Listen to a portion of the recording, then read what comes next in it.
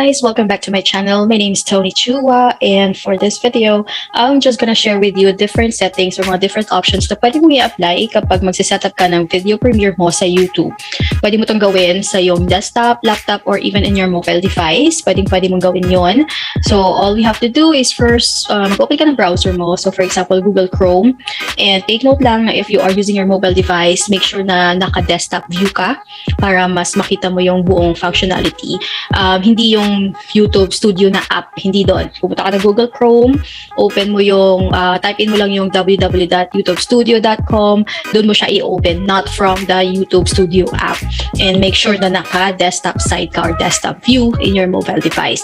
So first na gagawin natin, syempre is mag-login tayo sa YouTube natin. So ito, naka-Google Chrome ako, and I have my shortcut na dito sa YouTube. So i-open ko lang yan siya, and automatically naka-login na yung account ko dyan since naka-save na siya. And I will just click here and go to YouTube Studio. Pwede ka din naman dumiretso na sa YouTube Studio. But for me, ito na kasi yung shortcut ko since nakalagin na dyan kaagad yung aking account. And so from here, you have the option or choice na mag-upload ka ng new video. Click mo lang tong arrow up and it says upload videos. Or if you have some videos saved already, wala, naka-private or unlisted, punta ka lang doon sa content mo. So let's open the content tab, and then I have videos na naka-unlisted at the moment. And if ready na ako na i-schedule sila as premiere, so i-open lang natin siya.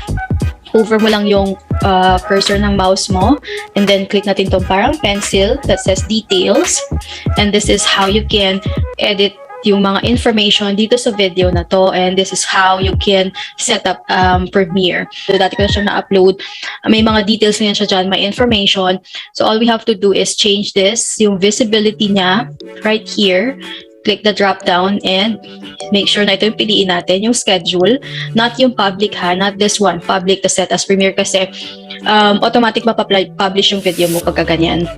So right here, click natin schedule, check natin itong box na set as premiere, ganyan.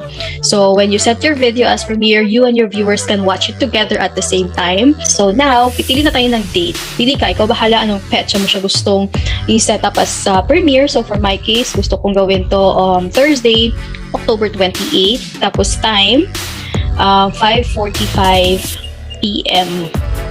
ko siya gusto. Ayan, may mga different times ka dyan na gusto. Time zone, default local time is GMT plus 0800. That's Philippine time since nasa Pilipinas ako.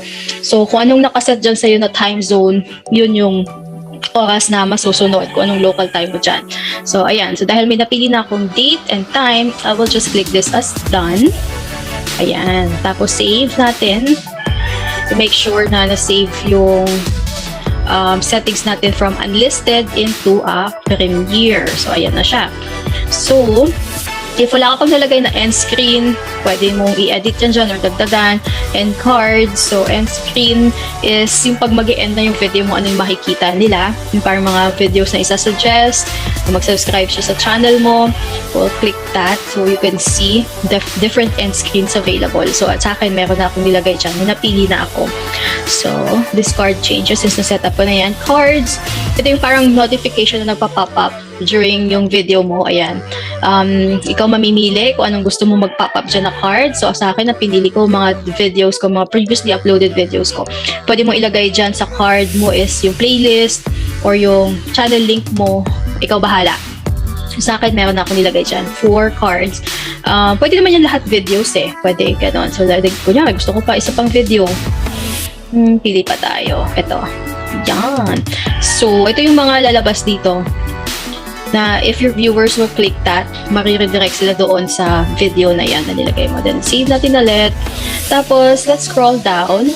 So, dito, kung may playlist ka, click mo yan. Kung saan mong playlist siya automatically masisave. And then, kung yung feature na video mo, is it made for kids or not made for kids? So, sa akin, no, it's not made for kids. Ano ba yung difference noon? Kasi, if you set your video na yes, it's made for kids, restricted siya. Kumbaga may limitation. So, unang-una, mawawala yung comment section. So, yung mga viewers mo, hindi makakapag-comment. And then, parang nakalagay doon, comments are turned off. Tapos, walang live chat. kapag naka-yes, it's made for kids. Tapos, kapag no, it's not made for kids since the videos naman is not intended for children. Kaya yun yung pinili ko. And then other options is to whether you want your video to be restricted to viewers over 18. So, sa akin hindi naman. Because it's just a cooking video.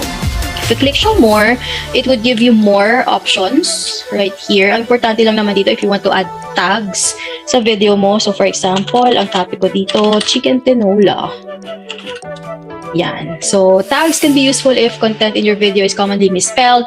Otherwise, tags play a minimal role in helping viewers find your video. Parang ano lang siya, added option.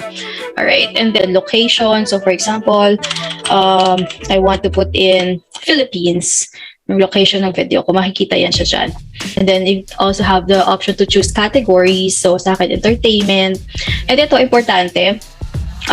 If you check this, show how many likers or how many viewers like and dislike your video. Kapag naka-check yan, makikita ng mga viewers mo kung ilan yung nag-like and dislike sa video mo. Kung ayaw mo naman makita, uncheck mo lang siya. So, hindi nila malalaman kung ilan yung bilang ng nag-like or dislike ng video mo. So, ito, naka-default na siya na open your live chat since it's gonna be premiere.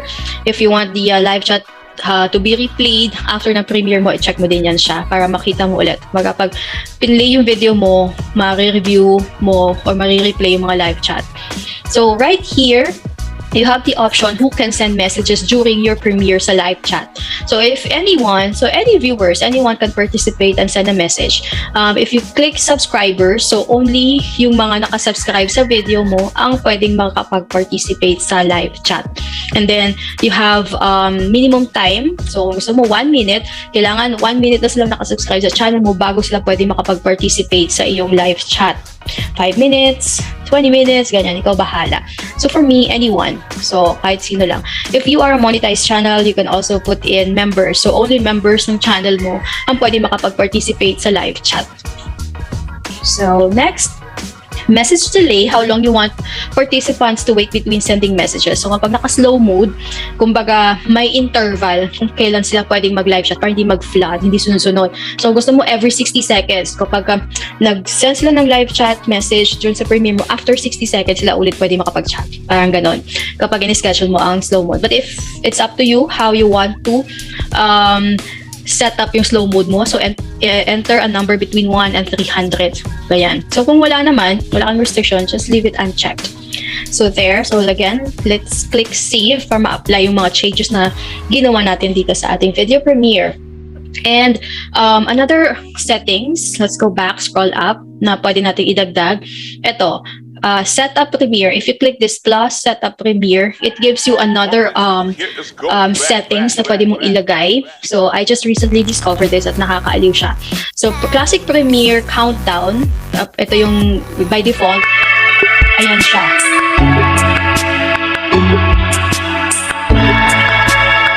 Yan yung default na countdown. Meron ditong alternative. So, let's play it. Marami ng different options eh. Dati wala to. Now you have different countdown options that you can apply into your premiere. So, we also have this ambient. Ayan, iba-iba. Madami dyan na pwede mo pagpipilian.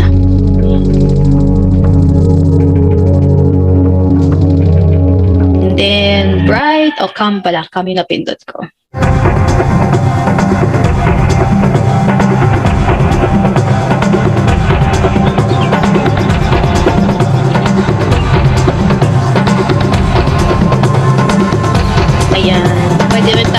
Ito, bright. So, ang daming pwede mo pagpipilian. Sports. Ikaw bahala.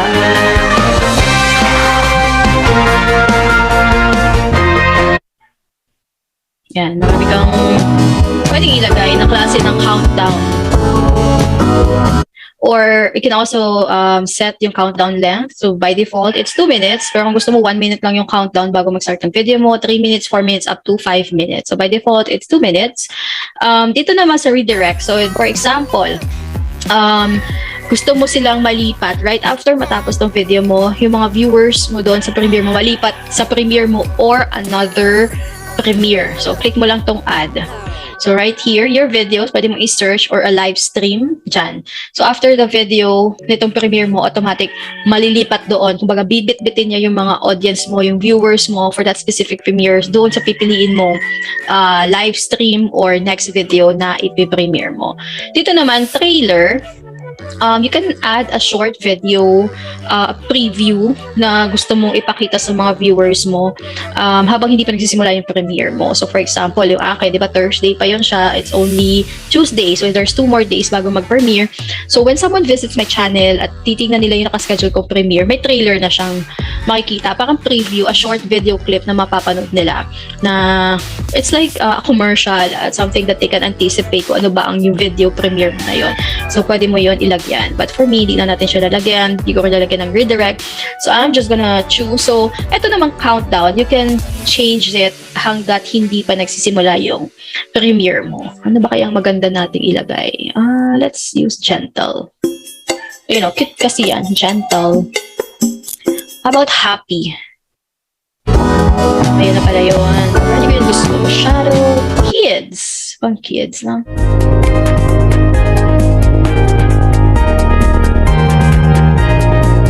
Contemporary. Ito kaya. Cute din ito.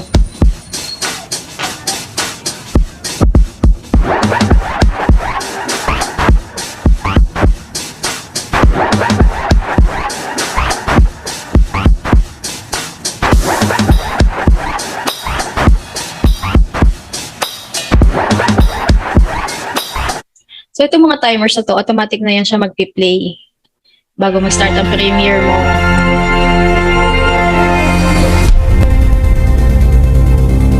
Napaka-dramatic naman talaga. Funky. Ito si Funky. Ito na lang gamitin ko, calm.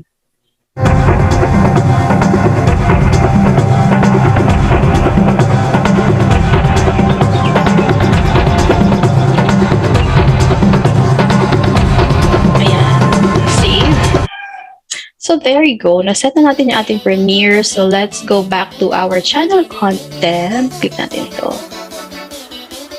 So there you go. Nakaschedule na yung premiere natin. So this video is scheduled to go on public for its premiere on October 28, 2021 at 5:45 p.m. For now, it's labeled as premiere in search results and on your channel page, and it isn't playable. So let's go to my YouTube account para makita natin siya na nakaset na talaga siya as a premiere right here sa video. So here it is. Ayan. So ayan na siya. So dahil pinili ko yung location, ayan, may Philippines. And there you go. So ayan. Pwede mo na siyang i-share to anyone na i-announce mo na namin nakaschedule ka as video premiere in your channel right there. So, thank you so much for watching. I hope you find this helpful. Don't forget to give this video a big thumbs up and subscribe to my channel if you haven't already, and I would really appreciate it. I will see you again next time on my next video. Thank you so much for watching. Bye!